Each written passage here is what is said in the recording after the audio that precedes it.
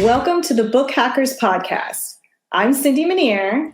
I'm Tammie Chrin, and we are the co-founders of the Book Hackers Club. If you're listening to this, you probably are a self-publisher who is ready to grow your business, and that's exactly why we're here. What is a book hacker, you ask? A book hacker is a self-publisher who is growing their business by creating books that provide value for their target audience while building a sustainable business. We'll cover marketing, branding, sales, and everything in between. If you're ready to fast-track the growth of your self-publishing business, you've come to the right place. Our goal is simple: to help you think and act like an entrepreneur.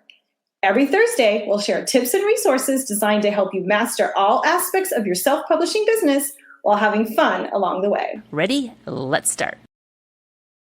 Welcome to the Book Hackers Show. Today, we are going to be talking about how to come up with pen names. I'm Tammie Chrin. And I'm Cindy Minear. And yes, today we're going to talk about pen names. One of the questions we get a lot is how to come up with a pen name. For those of you who may not be familiar with the term, a pen name is the author name under which you publish your book. Of course, you can choose to use your own name to publish your books under, but sometimes that's not always the best practice. But if you're trying to establish yourself as an expert in a particular niche, then I recommend you do use your actual name because you want to be associated with that particular niche. And if you plan to create books in different niches, you're going to want to use different pen names. And the reason you want to do that is it could be very confusing to your audience. And it isn't going to help you grow your brands if you have all these different books under the same pen name. For example, if you had a preschool activity book, you also had adult coloring books with swear words all under the same brand name, I think it's going to turn off a lot of moms out there looking for preschool books. Don't you think so, Tammie? I think that would be a good time to use different pen names for sure.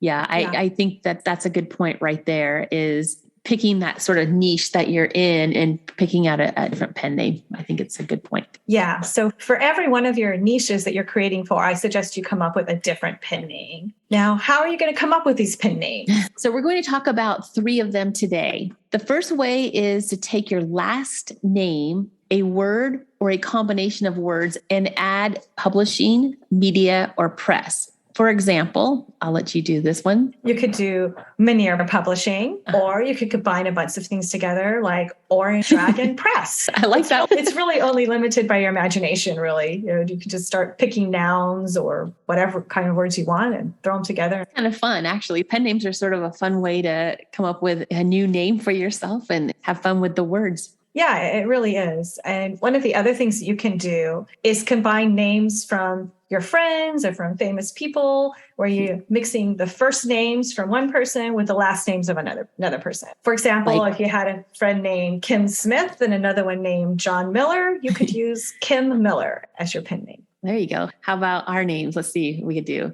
Tammie Minear or Cindy Chrin. Cindy Chrin works pretty good. That has a nice ring to it. I like that. Cindy Chrin. That might be one of my pen names. Hey. So yes, you go ahead and use that if you'd like to, Cindy. If you get completely stuck trying to come up with a pen name, there's online generators that you can use. Just search for pen name generator and you're going to find a bunch of different ones. You can try them out and see which one you like the best. I think it would be fun to see what people come up with. Go ahead and drop them in the comments and let's see what you guys come up with. Come up with anything fun. Let us know. Yeah, that'd be interesting. Just be aware. In the past, there were people advising you to put keywords such as journal, notebook, workbook, etc. in your pen name. Don't do that. Amazon has put their foot down. They're not accepting pen names like that. And if you try it, they're going to kick your book back and then you're going to have to come up with a new pen name. So just don't do that. So I can't go with Tammie Journal is what you're saying. Nope. Tammie's Journals, unless you have that phrase trademarked, I don't think they're going to let you use it. Okay.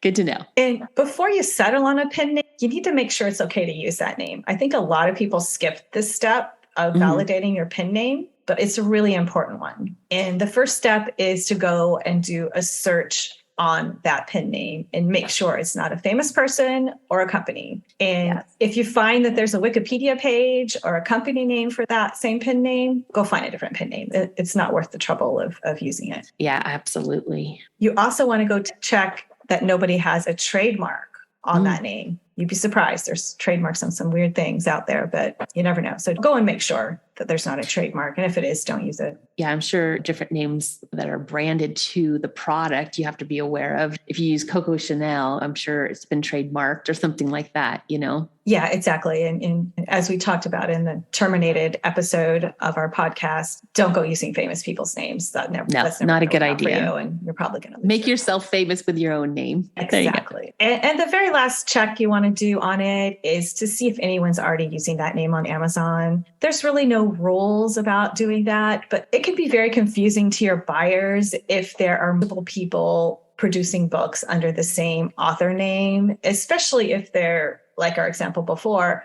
preschool books and adult books. It gets very confusing and people are like, well, I don't understand what's going on here. Yeah. And it's not going to help you build a brand. It's not going to be good for you. So try not to use the same pen name that anybody else is using. And that might be something they want to really look at. Maybe you do want to change your name to another pen name versus just using your name if it's connected to some brand that you don't really want to be associated with. If you're doing children's books, like Cindy's saying, or you're doing adult books, you might want to look and see what that name is on either one and see if it fits. And if not, change your name to a different pen name, even if it's your name as you were born with. That's a very good point, Tammie. And you can always use initials too, if you want. That's always a good one too. Yeah. Your initials are good. Like J.K. Rowling, she uses the J and the K. You can use your first two initials and your last name if you wanted to for your pen name as well. Yeah, I like that. It's a good one. So if you've come up with any fun pen names or some weird ones you've seen out there, we'd love to hear from you. Drop them in the comments. And next week, we are going to talk about creating covers that sell. That's going to be an exciting topic. Yeah. Thank you so much for joining us today on the Book Hacker Show. We're so excited to have you people listening in. And we hope that you join us next week.